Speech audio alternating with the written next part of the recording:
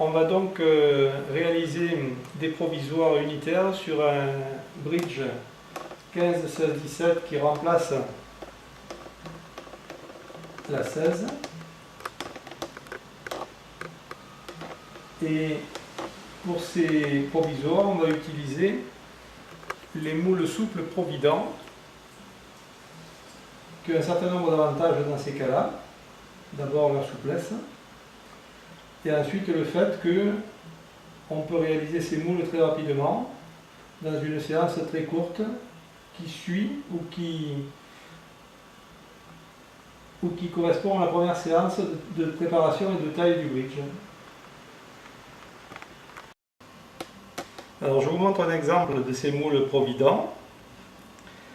L'avantage principal, c'est leur souplesse et donc leur facilité de manipulation, facilité de découpe au niveau de l'ajustage cervical, ça se découpe au ciseau, et facilité de mise en occlusion en faisant simplement mordre la patiente sur la face occlusale de façon à la mettre directement en équilibre occlusal. On verra que pour parfaire l'occlusion et l'ajustage occlusal, on peut soit rebaser le moule de façon à éviter d'avoir l'épaisseur du moule en moins au niveau de l'ajustage définitif, ou alors, deuxième solution, faire mordre du côté opposé sur une tombée de barrette qui permet de récupérer l'épaisseur du moule manquant. Maintenant le coffret de moule postérieur. Ce coffret se présente sous forme de barrette avec 4 moules de chaque taille, ces tailles étant les tailles A, B, C pour chacune des dents concernées. Donc on va avoir par exemple une 34A, 34B, 34C. Dans le cas de figure qui nous intéresse, nous allons choisir une 15, que ce soit une 15A, 15B ou 15C, ce qu'on déterminera tout à l'heure directement en bouche en présentant une barrette de moule. On va donc choisir d'abord la taille du moule correspondant pour la 15. J'ai pris au jugé déjà en fonction de la taille du moignon une barrette de moule 15B qu'on va présenter en bouche et voir si la taille de dent correspond. Et elle correspond tout à fait. Au niveau du diamètre mésio-distal, c'est parfait.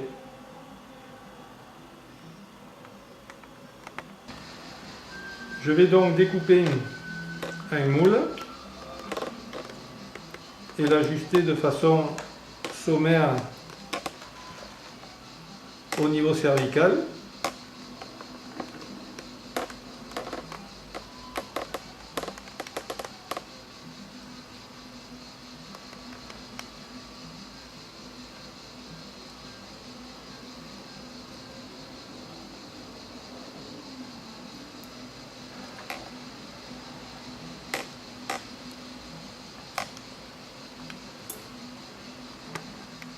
On le présente en bouche pour parfaire l'ajustage. Voilà, là il faut donc l'échancrer un petit peu plus en mésiel.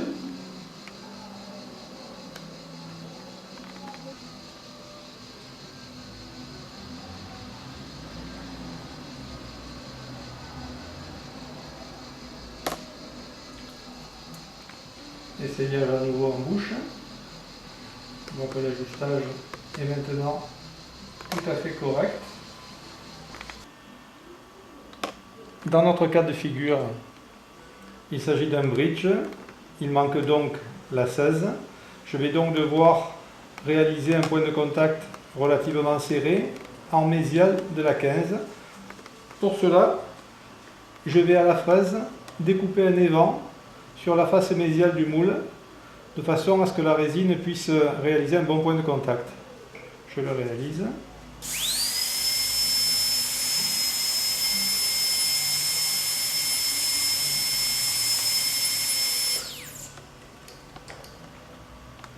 Voilà donc le moule présenté en bouche. il va falloir maintenant le remplir de résine et le remettre en place. Faire un ordre dessus. Je vais donc remplir le moule par rapport successif de liquide et de poudre, en commençant par le liquide de façon à avoir une surface glacée qu'on n'ait pas besoin de repolir ensuite. Voilà, remplissage successif.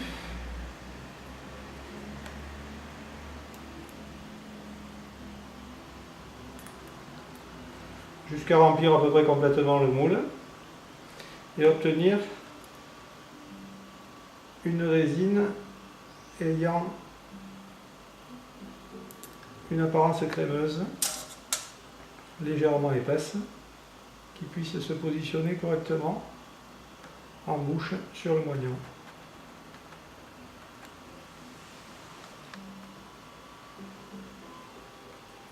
Je présente le moule en bouche sur le moignon. Je l'enfonce suffisamment. Serré. Voilà. Et donc la mise en occlusion se fait d'emblée. On va laisser durcir la résine avant de retirer l'ensemble.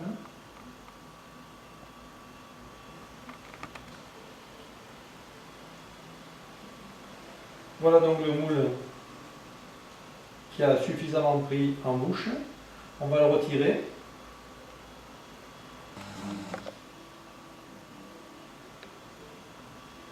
Le provisoire, une fois retiré, il nous reste d'abord à découper le moule pour le retirer et ensuite à ébarber et à polir les bords cervicaux.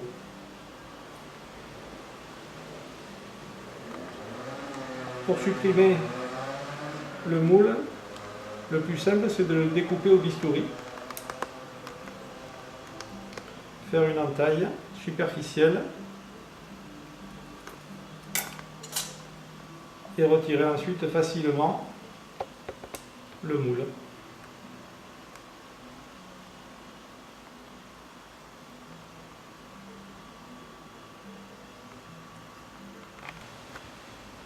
On va maintenant ébarber et finir les bords cervicaux.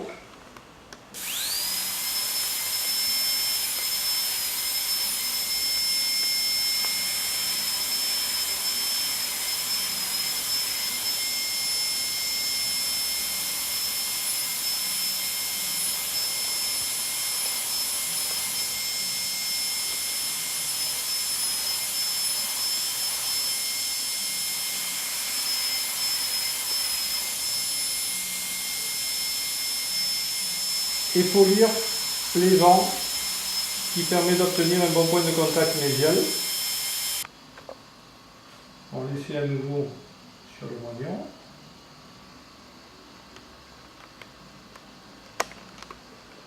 Fermé.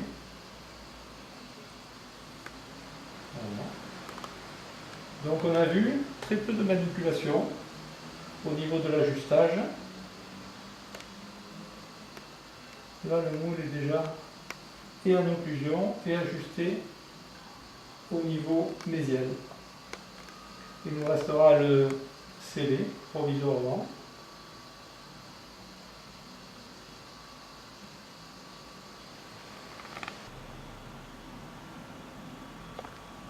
De la même façon, j'ai choisi et ajusté un moule sur la 17 que je vais maintenant remplir de résine à prise très rapide au pistolet, une résine automélangeuse, ce qui va nous prendre encore beaucoup moins de temps pour la réalisation que pour le premier cas de figure. Dans ce cas-là, étant donné que c'est une dent terminale, il n'y a pas besoin de créer des évents sur le mal. Je remplis le moule de résine en injectant la résine d'abord tout à fait au fond et en la laissant remonter progressivement le long des parois jusqu'à remplir complètement le moule. Je présente à nouveau le moule avec sa résine chargée, serrée. Voilà, on va laisser durcir. Ça prend très vite étant donné que cette résine est une résine à prise vraiment très rapide. Je retire.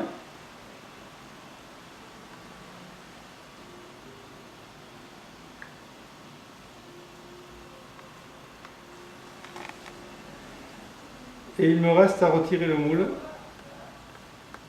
qu'on va enlever comme tout à l'heure en le découpant au bistouri.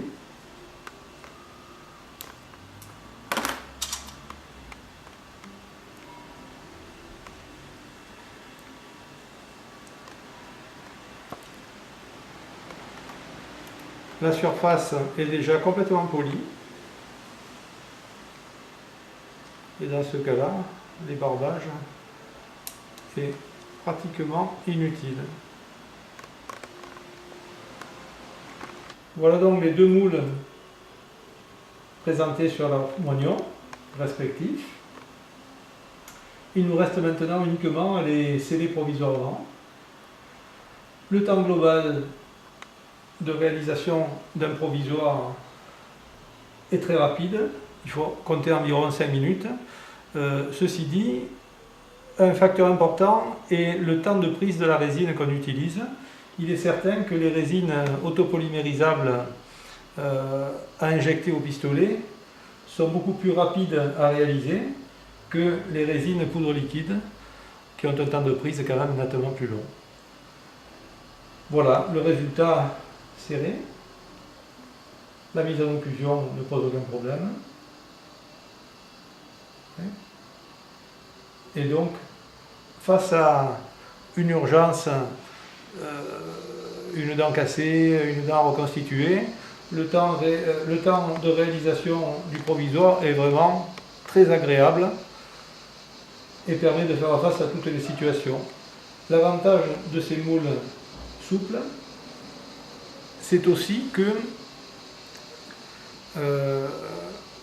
en cas de réalisation d'une couronne sur un pilier de prothèse, de support de crochet, il suffit de placer le moule sous le crochet et de faire mordre.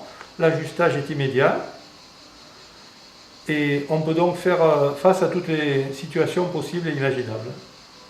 Dans ce cas-là, on aurait pu réaliser également un bridge provisoire avec les bridges souples providents également, ce qui fera l'objet d'une autre séquence.